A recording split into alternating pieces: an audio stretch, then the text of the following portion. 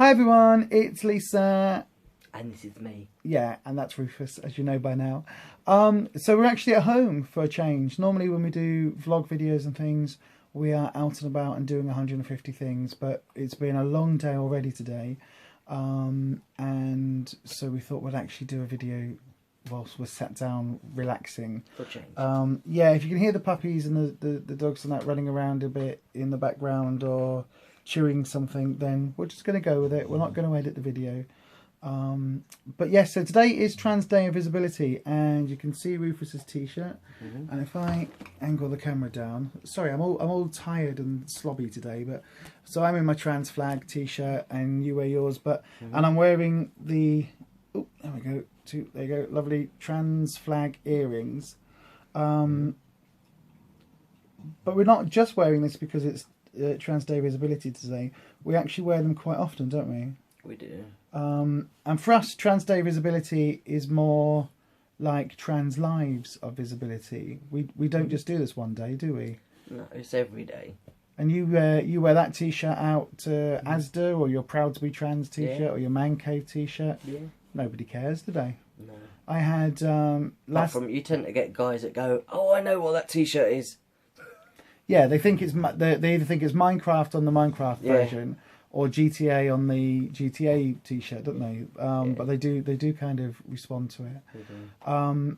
But yeah, so for us too, we live our lives very publicly, don't we? We do. You were talking in the previous version of this video that we tried doing this morning. You were saying about Slimming World. So do you want to tell everybody watching how you felt about Slimming World? When I first joined Slimming World, I went on my own. Lisa didn't go at that point. So I think I'm 3 or 4 weeks ahead of you. I didn't disclose to anybody when I went to Slimming World the first time, when I first joined.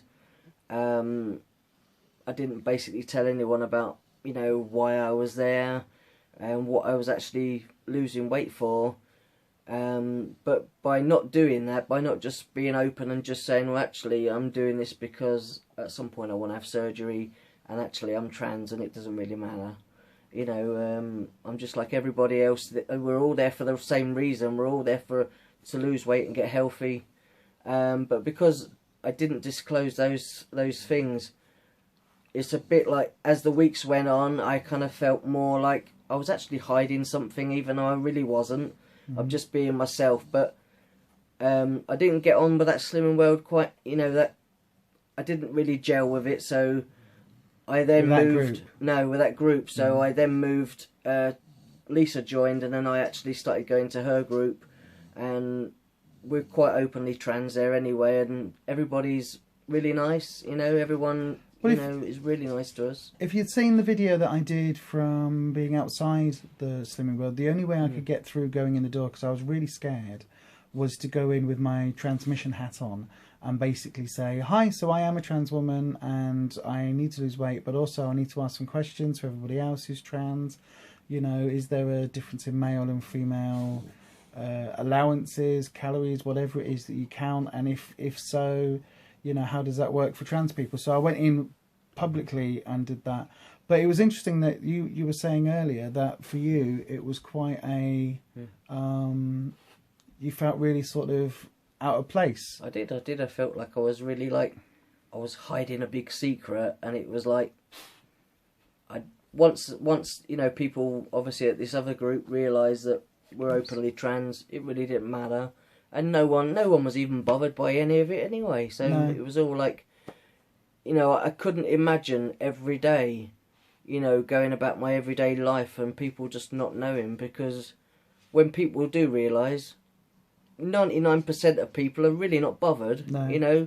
You do get the few ignorant people that just don't really get it, don't really want to understand it.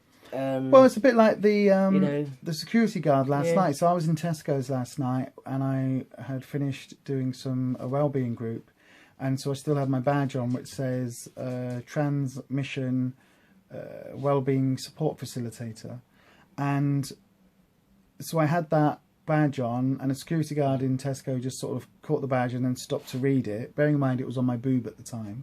So he stopped to read it, and then didn't say anything. And as I went out, he said, "Oh, cheers, mate."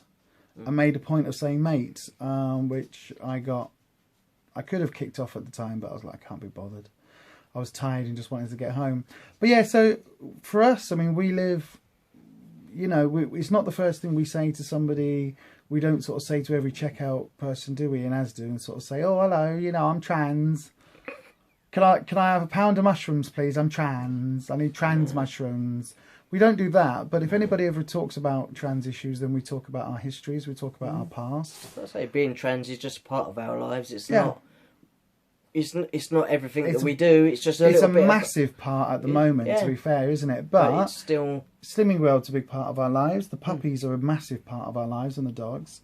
You know, our life together as a couple is a key thing, and the fact that we're both trans is sort of neither here nor there, is it really? Not really. Now, I know for some people they can't be that visible. For some people, you know, because I mean, some of the people that we support through Transmission, there are young people who, if their parents found out that they were trans, they'd kick them out of the house, and they'd find themselves at That's true. 17, 18 years of age, homeless on the street. So, you know, they have to play it a little bit So carefully. you've got to stay safe, haven't you? At the end of the day? That's the thing, isn't it? Visibility is fantastic for those of us that can and are living very visible lives. Then that's fantastic, but you have to be safe. You have to make sure that That's the roof over your head That's is priority. stable, that your job is secure, because it's no point coming out at work if you're then going to get sacked 2 weeks later. It's no point coming out to your parents if you're going to get thrown out of the house because they can't deal with trans identities. So as long as you are safe, everything can come in time.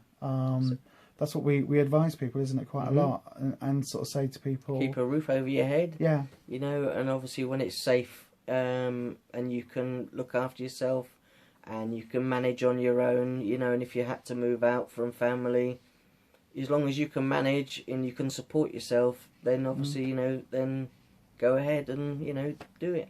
And we've got not just young people in that situation, but there's people of all ages that come to our various groups that we run, that are sort of, that would be considered vulnerable, because if you are somebody who's been married for a long time or with a partner and you come out as trans, invariably those relationships fail. And there's very few relationships that can withstand one of the partners transitioning. It's not impossible. It has been done. I know of couples that have stayed together, but generally speaking, it puts a lot of strain on a relationship. It's not that sometimes it invalidates the other person's identity, which, I mean, like I say, probably a lot of people have, dealt with and had to go through. But, either one of you ends up happy because it's what you really want and you need to transition, and the other one's not entirely happy. Yeah. Can't do anything about it. It's just, you live and you learn. And it's a difficult thing for people that are coming out. Living visibly can be terrifying. I mean, even for people that have transitioned many years ago, having that confidence to say that being trans is okay. And it's one of the things I always say to people is that, the arguments with feminism, feminists, some of the trans exclusionary radical feminists who say that trans women aren't women, or aren't real women. Well, we are. What we're not is cisgendered women. And you know what? That's perfectly fine. In the same way that black women are not Asian women, and, Scottish women are not Italian women. People's experiences are different. Rufus is a man. He's not a cisgender man, but he's a man. And it makes no difference as to, whether he's a trans man or a cis man. That makes no difference. These days, you wouldn't say to somebody, being a gay man means you're less than a straight man. We wouldn't say that to somebody. And yet in the trans community specifically, we tend to do that. We tend to say, I'm not a real woman because, well, you are a real woman. You're not a cisgender woman, but that isn't the same thing. And I think increasingly, the more people that do stand up on days like today and say they're trans, or live their lives the way we do, not necessarily the way we do, but, live their lives openly, it's a lot less stress because I don't care whether I'm discovered to be trans. It isn't going to rock my world because it's not even a secret, you know, it's an open fact. In it. It's you can't hide it there, it's just no. here we are. So. And the thing is I would never want to hide it, and I would never want to change, you know, who I am as a trans woman. I'm very proud to be who I am. But for somebody that lives stealth, so for somebody that lives under that radar, whether they've transitioned yet or not, whether they transitioned 5 years ago or 55 years ago, well, maybe 55 years ago make a difference, but, you know, or 5 years ago or 25 years ago, it makes no difference. If you're living in stealth, you've always got the fear of being discovered. Now, for some people, they can live with that. That's part of their life. And I would never out somebody else. And I would never say that everybody should be out and open. But if you're capable of living an openly trans life, then it's important that those of us that can do. Because, you know, I meet people and you meet people and they see us first and foremost as human beings. And then they'll kind of read the t-shirt, or then they'll, you know, look at my earrings, or I'll open my mouth and say, you know, say something, or I'll say that I'm trans or whatever. But first and foremost, they see us as humans. And that's the key thing. You know, it doesn't matter at the end of the day whether you are a cisgender person or a transgender person. What matters is that you are living true to you. Because if you're living in a closet, then you'll find that after a while it gets a bit crowded in there with all the clothes and the baggage that you carry around. And actually the best thing that we can do as human beings is to live our lives and be us. So whether you're living your life as a trans man, as a trans woman, as a non-binary gender fluid person, it doesn't matter. However you identify, as long as you are living your life, then that's the important thing. And certainly for Trans Day visibility, I think it is really important. But I do want to say a couple of things, so a bit of a plug. Go to the website, because we're getting a lot of people are finding some quite nice, we're getting some quite good comments about the website at the moment, aren't we, love? Yeah. So do check it out, www.uktransmission.org, all one word. Check that out. It's got lots of information on there. There'll be more and more going on it as we sort of get round to it, and as we find the time to add things to it. But also check out our Facebook groups, because as well as our main social and support group that we also run, Rufus runs the Transmission Man Cave, and you're about to launch the Partners group, aren't you, love? Yep. Do you want to explain about that in sort of 30 seconds or less? 30 seconds or less. Running out of time on the thing, look. I'll let you do it, dear. You're so good at it. Okay, so it's a group for partners, family and friends, loved ones of trans and gender non-conforming people. So anybody who has a trans son or daughter or parent or friend or lover who needs a bit of support can come along. Rufus will facilitate that, along with Gillian, who some of you may have seen in some of the transmission videos, who is a cisgender woman, but she's the partner of a trans woman. Obviously Rufus is my partner and is trans as well.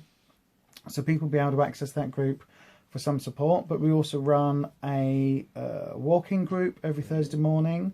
We run a lunch club every Thursday afternoon. We run a mental health wellbeing support group for trans people. Don't forget, we've got the cooking class starting again soon. We run cookery classes, life skills classes, and all sorts of bits and pieces. And we have 5 trained peer support mentors out in the community doing a lot of very, very valuable support work for that. So there's a lot that we do. Go to the website, www.uktransmission.org, for more details. And yeah, so whatever you're doing to mark Trans Day of Visibility, or whatever you've done, keep doing it. Try doing it next week as well. And we've got about 18 seconds left on the memory on this video to say what we're going to say. Goodbye. Bye bye. Take care, everyone. We'll see you on the next video. Bye.